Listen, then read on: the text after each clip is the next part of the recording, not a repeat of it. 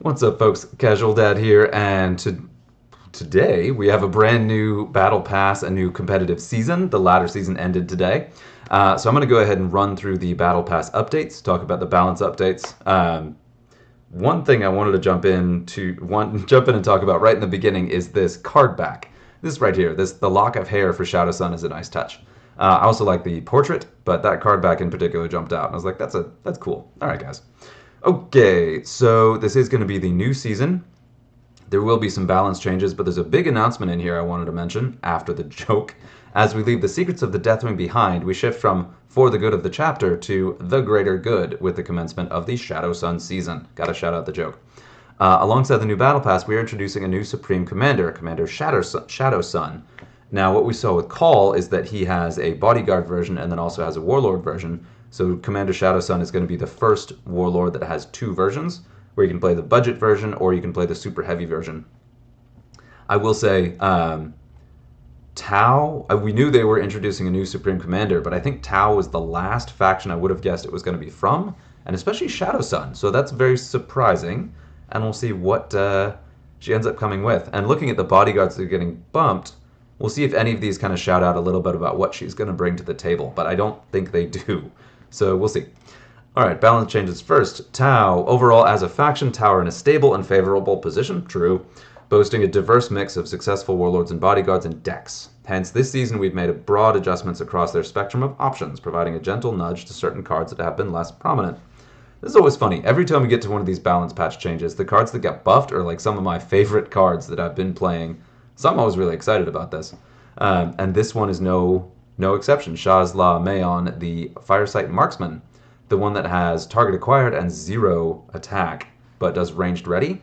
This guy is really good. I don't know why people are not taking him, but so -1 cost makes him even cheaper, which I think puts him at, what, 3 points? Yeah, wow, 2 points. Yikes. Yeah, so he's 2 points now. Wow. And he's got -1 cost, so that makes him 2 points, and then -15 wounds, so he's cheaper, but who cares? Or he's weaker, more fragile, but who cares? He's a lane filler who also provides a really handy target acquired against something you don't want to put your big stuff across from. Next up, that is cool, so I like that. Next up is the Crude Hound. This is one I always like, especially with the new model, but Outflank was never helpful to me. So I'm really glad to see this. So Furious Charge makes him a better utility piece. We'll let him actually finish off injured cards. Be a nice little piece against Akaran. Yeah, I really like that. That's a great change. So I love to see some more melee Furious Charge in Tau. Face challenges in competing for this spot. Yeah, because there's plenty of Outflank. Outflank and Range Ready Tau did not need more of. And he just felt like a hat on a hat because he didn't provide anything else other than the Outflank. So serve as a punchy, cost-effective damage dealer, now offering valuable counterattack potential as well as melee coverage for Tao's predominantly ranged decks. Yes. And he's so cheap that it would be really easy to slot him in as a filler, and I will definitely be taking him more with that trait change, just as a piece to fill in my decks, because that's utility he didn't have. This one, the Barrage Drone, or the Barrage Tower, also a really, really good card that I reach for a lot, because I like a lot of Barrage, especially in my Darkstrider decks. If you're moving your cards around and getting the free damage off, it's even better if you're getting free barrage damage because it's hitting multiple cards across the board. And this is one of my favorite pieces because it does a bunch of damage, is cheap, and then dies, so it'll give you another opportunity to move your cards around. So I use this one a lot in my Shadow Sun decks, and now it's even better. I love it. Cheap barrage cards struggle to maximize damage output with a limited time on the field. I assume that limited time on the field. Given the turret's strong wounds total for its cost, increasing its range aims to optimize its value during its brief presence on the board. Because of how cheap it really is worth it, even if it is somewhat more fragile than the other cards. Just expect to lose it. But if you can play it with with Darkstrider, it's a great card. I really like that one. This also is one of my favorite cards. It just recently got a giant buff in damage.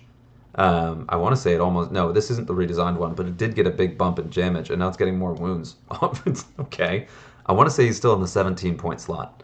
Piranha has the opposite problem with Scout Flank, because it's epic, and it has both ranged ready and outflank. Scout Flank, I like it, I'll have to use that. Piranha makes a significant turn 1 impact when it hits the field, and then is held back by not being able to reliably stay on the field, which you would want for its cost. I would quibble on that. For its cost, it was plenty cheap for the punch it brought, and it's usually powering up other cards on the board, right? So it's not a power piece. It's not a piece you expect to hold down a lane. But yeah, I'll take the extra runes. Why not? Leave turn one in better shape than limping. Wow. Yeah, that's true. This guy needed a wounds buff. Most of the kind of average battle suits are really, really fragile for the cost, and they don't have the same damage output that you get from the actual flyers, and they have lower initiative. So the flyers are just the obvious choice almost every time. So I rarely reach for this guy, and it's a shame because it's a handy utility piece and a good middling cost. So seeing the extra wounds on that is perfect. I would reach for those battle suits when I'm looking for more durability and less speed. So this is really good. Maintaining staying power at lower cost remains a challenge. Yes, and that is one of the biggest challenges to the faction.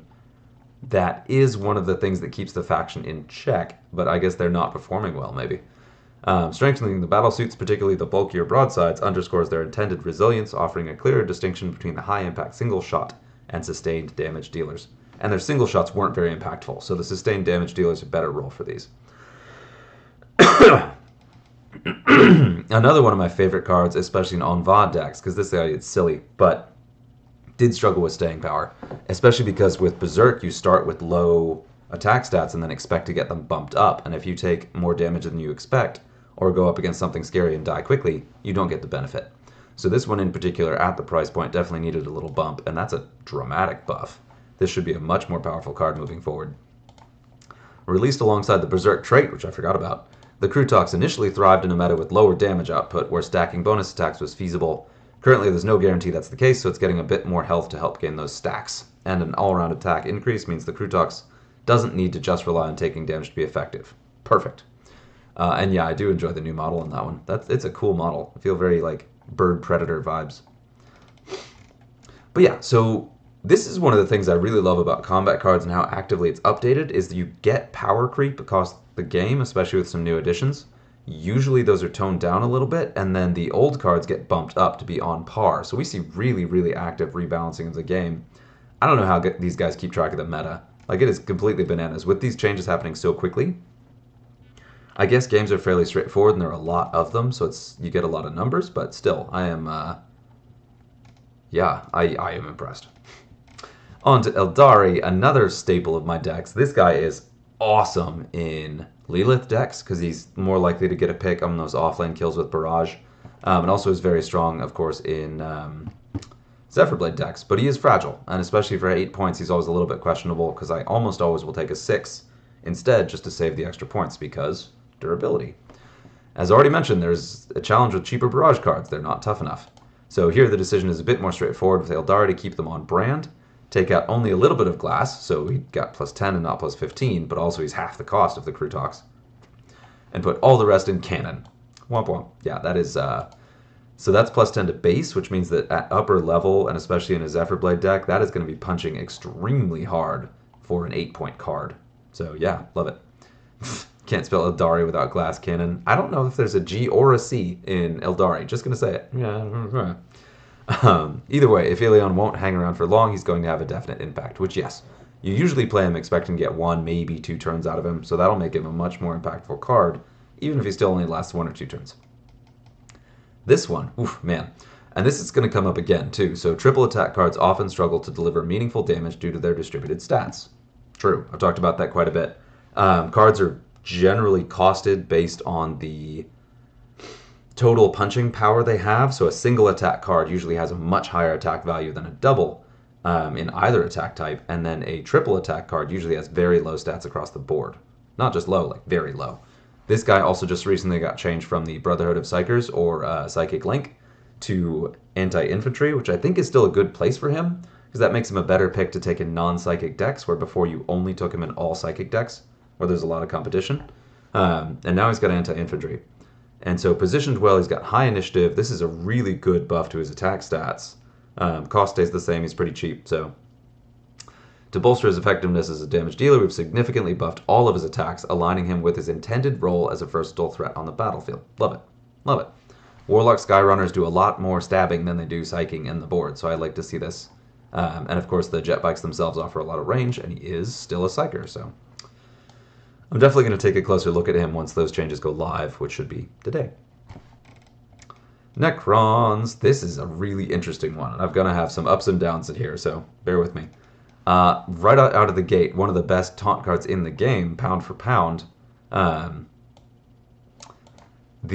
believe previously 9-point taunt is now going to be an 8-point, which makes sense because most other factions have a taunt card with somewhat similar stats, although lower hit points at a cheaper spot than 9 or even 8. So he still puts him at one of the more expensive Necron cards, but Necrons have so much Medicaid shields that's still plenty. Like, he's still a very, very good taunt piece and a really good piece to include, especially in a Manifest Nightmare deck. But recent balance changes focused on Necron Medicaid cards. We broadened our scope to encompass the wider pool of support cards. Despite Sinister Shield's playability in almost every Necron deck, its price point compared to similar cards calls for a slight reduction to ensure its competitiveness within the game as a whole. In general, taking a broader approach to Necrons, focusing on the tools they do and don't have access to, is definitely worth taking further. True. Necrons do struggle with taunt, except several of the warlords have taunt cards built in, but that doesn't keep your bodyguards alive for most of the game, and that's what taunt cards really are supposed to do. So this one I'm a little bit sad about. I'm actually quite sad about this. So even though I just said that exactly what Necrons need is more taunt that's effective mid-game as opposed to on warlords, this is one I really loved having Big Game Hunter. I really like this guy at the price point, at the damage value. I was looking forward to leveling this sucker up. One advantage I will say to this is that even though the Night Scythe Croissant, the Dangerous Croissant, was changed from Big Game Hunter to Taunt, which is interesting. A lot of taunt flyers have gone into the game recently, and especially bigger vehicle taunts, which makes sense because they're transports that would protect troops to get into the field, so it makes sense that they'd be taunt. They're also the things you want to shoot first. Yeah, so it does make sense, but I will miss the Big Game Hunter on that one. But this specifically says, too, there is another transport taunt card in the Ghost Arc, but that is a new card, and so a lot of people don't have it. I don't think I even have a copy of the Ghost Arc, and if I do, it's very low level. So yeah, this is a great call-out. This is an older card that can serve the same competitive role in terms of overall game design, but is something a lot more players have. Night Scythe, however, is a long-standing card. It's an old card. For those who know the differences between their Necron croissants, that's a long-standing tabletop joke, and if you have never made it, it's time to do it. Playing Necrons should make you hungry, although that's disturbing now that I said that out loud, but, Night Scythe is the support flyer. I believe these are actually able to transport models where they can fly over and teleport infantry models onto the board. So it is getting much cheaper. It's getting a significant reduction in its range damage, although that still is going to put its upgraded range damage dramatically higher than most taunt cards. So and especially since people are going to have high levels of these, that still makes it a power piece. Yeah. The current transport convention of taunt solves both the lore and in-game problem for Necrons. Perfect.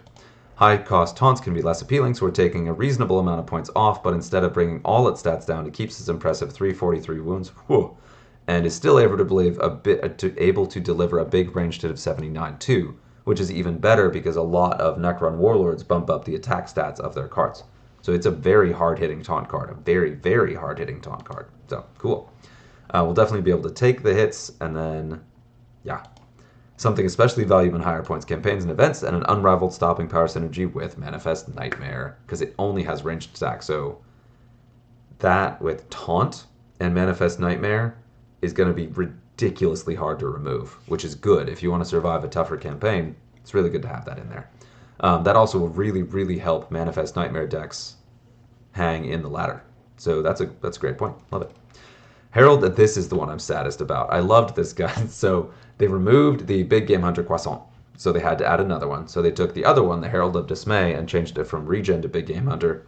I loved having Regen on this thing. It was silly. It was one of my favorite pieces to include in a Corpse Lord deck because you could stack that regeneration with its with the Corpse Lord's ability. If you did a ready or a melee turn, this thing could crank up insane amounts of healing. While we're in the Necron Bakery, which of course they're famous for, it makes sense to look at the other pastry-shaped flyer. Again, the Doom Scythe is a bit misrepresented as the tanky offering with regeneration. I see, misrepresented. Okay, all right. Where really it's one that's able to deliver serious damage. Okay. So we're moving to, okay, so in terms of the tabletop, it's a damage dealer. It's not a tank that regens. So I get that. And it's a really old card. And a lot of the very old cards were meant to fill in specific roles in the faction, less to match what they do on the tabletop. So this is cool. Okay. So it will be getting Big Game Hunter and a significant drop in cost by 4 points. The new role of damage dealer, it's going to struggle with competing with other damage dealers in the same cost bracket, so it's also getting cheaper. Awesome. The biggest question for this guy is its biggest direct competitor in Necrons is going to be either the Shield Boat, which is one of the most common picks, or Barrage, because that's the best utility offered by ranged cards. It may be able to hang with Big Game Hunter. Playtesting, we'll see. I wonder. This is not one I'm going to reach for soon, but I wasn't reaching for it all that often anyway, so we'll see. And it is going to be a good one in Manifest Nightmare. So these two in combination in Manifest Nightmare are much higher level than the cards I was running previously in those decks, and now have a better combination of survivability and damage. So that's cool. I like it. Servants of the Emperor. This one I was pumped about because, my god, look at that buff. I think that makes it the biggest buff we've seen with no change in cost. So speaking of taunt cards, the 11-point Servants of the Emperor taunt Seraphim, Gemini Superior. Gemini, okay. Another one with that, 11-point Sister Genevieve falls into that often awkward position of being unlikely to last more than one turn or maybe two. At that point, it's normally best to go for a cheaper option, of which servants have quite a few. Or spend a bit more for a card that can last, which servants also have quite a few. This is a tricky one because servants have so many taunt cards, but they have a lot of decks that want taunt cards. So I often took Sister Genevieve and the 5-point because that's a nice point spread, but she also was able to do some damage. I especially like her in Canoness decks. It's in theme, and she also had the melee to kind of make up for being in there where the 5-point doesn't at all. I also really like her in Morven Vol decks because Vol supercharges her durability to staggering heights, where it doesn't do it as much for the 5-point, but really keeps this card on the board. So I'm all about that. I think Vol personally is one of the most powerful warlords in the game, if not the most powerful warlord in the game for the normal ladder. So yeah, she's going in my deck because that is a lot of base wounds and a big buff to both range and melee. She's quite scary. Formidable attack stats, so she can get some decent damage in with confidence. Love it. Which she had plenty of confidence before, but it didn't always work out. Yeah, good read.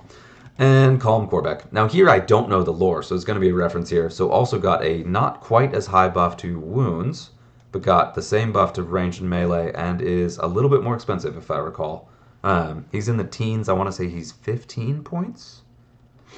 But so plus 15 wounds makes him a lot more of an attractive option. And yeah, the 15-point spread didn't make him the 15 cost, or his teen cost, made it pretty unappealing, right? Because you had an 11-point right there, who I think is still the more appealing choice.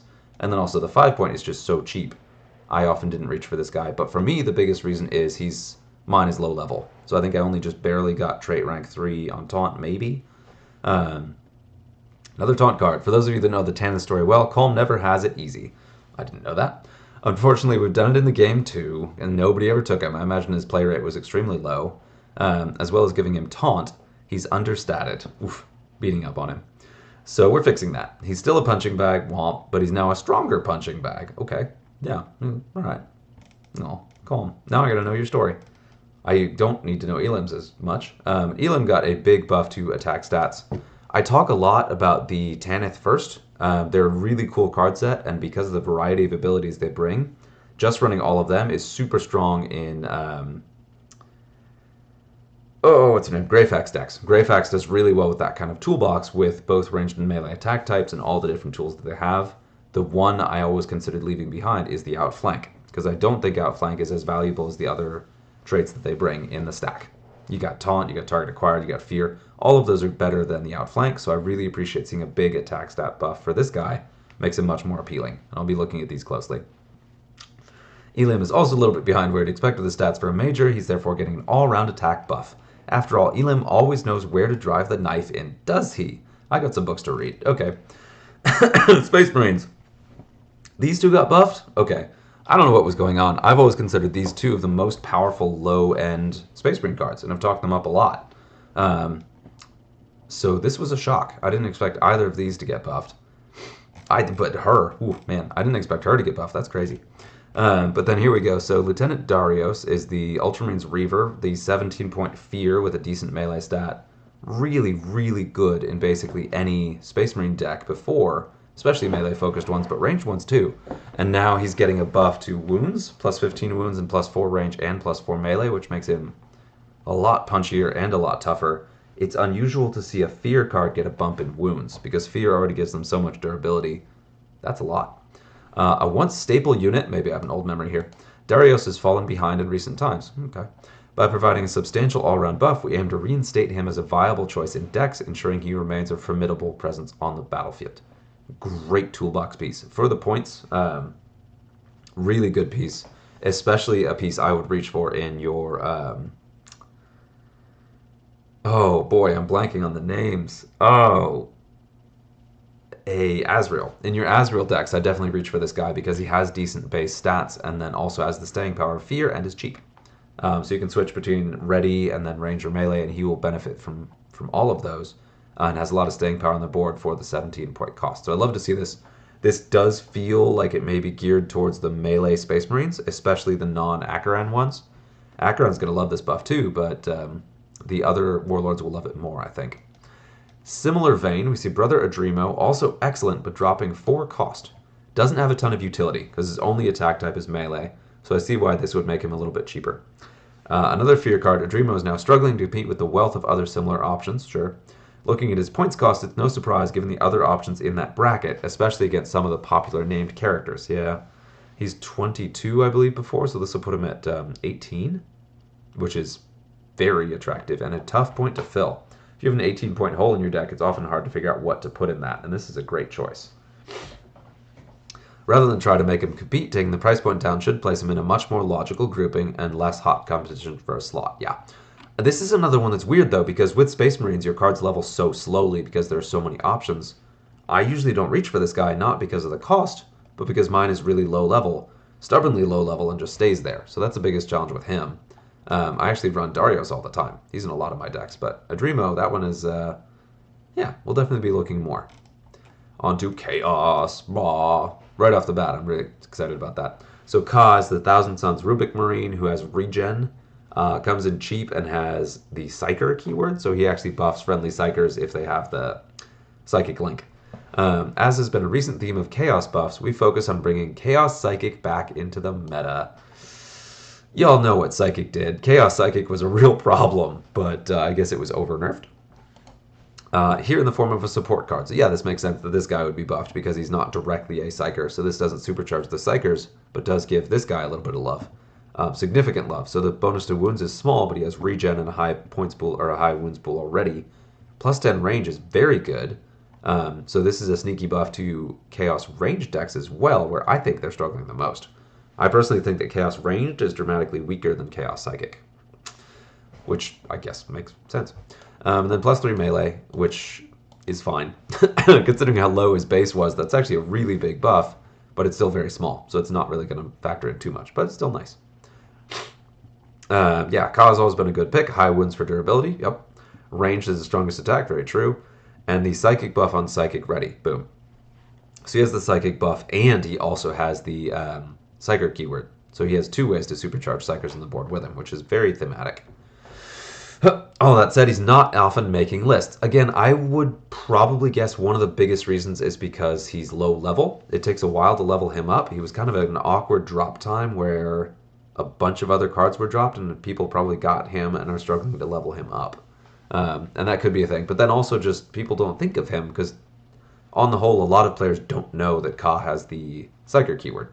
So that's an important thing to talk about whenever it comes up. He's not making lists, yeah, I think that this makes him very good, and if you're one of the few people already running him, good times. This is one, Vorthire was one of my go-to picks. I picked him every single time I ran a Chaos deck because he's very good for the stats. Great cost, great hit points, strong attacks in both melee and ranged, and had poison. He was one of my go-to utility poison pieces, and then he had the secondary trait of regen, and now he is... His secondary trait is now anti-infantry, which is good. but it does you no good against shields. It does you no good against fear. Well, a little good against fear, depending on what has fear. I really took him as a utility piece to deal with fear. Does he still have poison? Let me actually look. Let me look at this real quick. I gotta know this for sure. We'll let that load for a minute. But I was using him all the time, and now barely use him ever because his stats kind of feel weird, and he doesn't really contribute enough offense. So the wounds buff is nice, but I still mostly reaching for punchier cards, not necessarily more durable cards. All right, what do we got here? Chaos.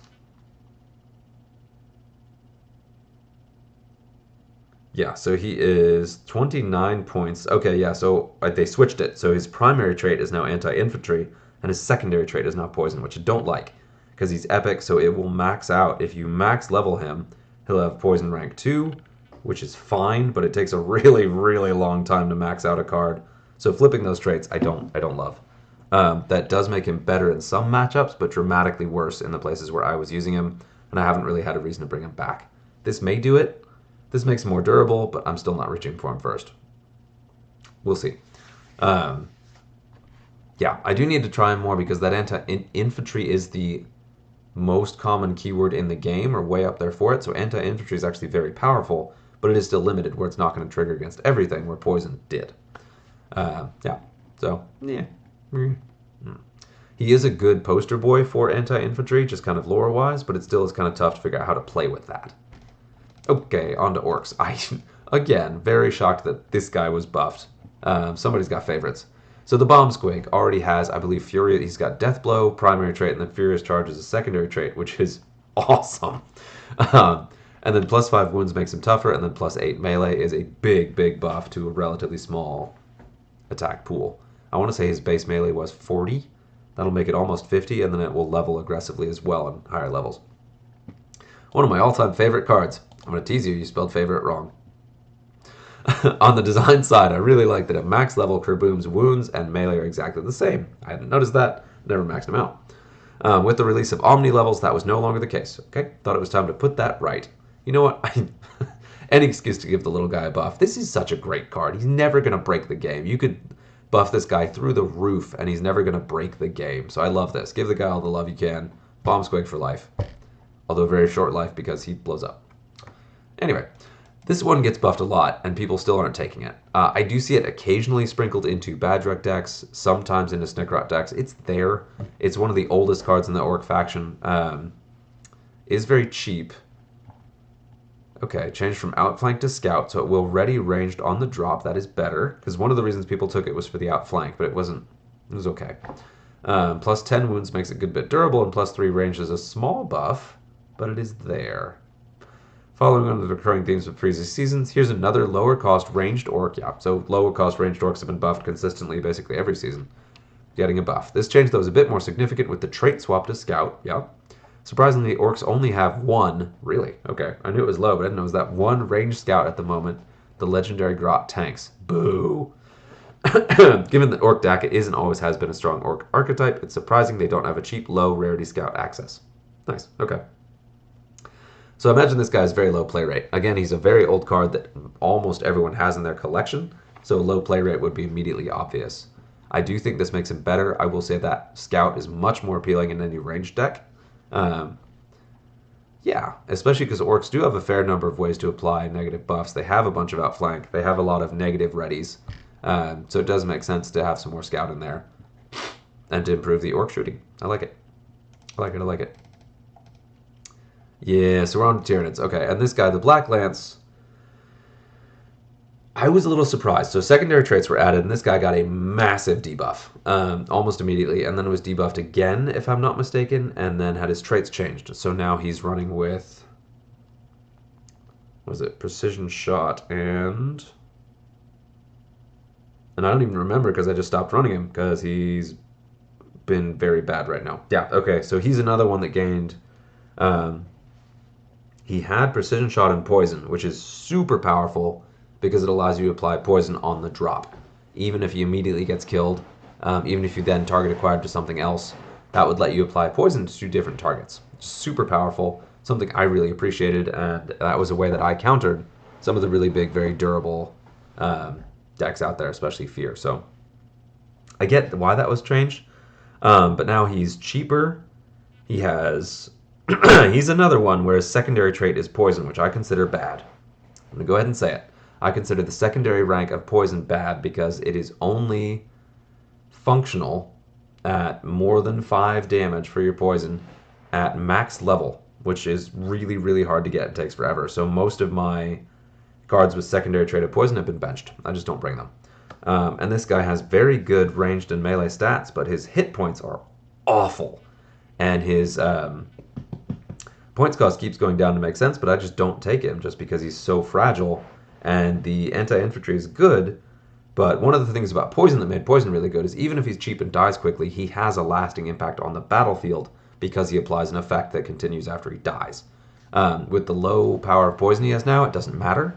And if he dies quickly, he does basically nothing else. So he has almost no staying power at all. What we're seeing here is a big buff to his melee. So one of his ranged upgrades was changed to melee, so his ranged is going to go down, his melee is going to go up, and then we get a pretty significant buff to wounds, which is awesome. That's base wounds.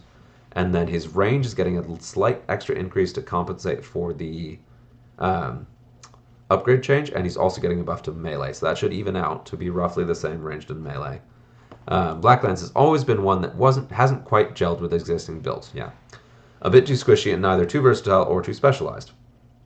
Here we aim to take some of the squish out, and that is a big buff to wounds, and make his attack stats balanced to really hone in on that role as a versatile damage dealer. And I like that he's really good at ranged and melee.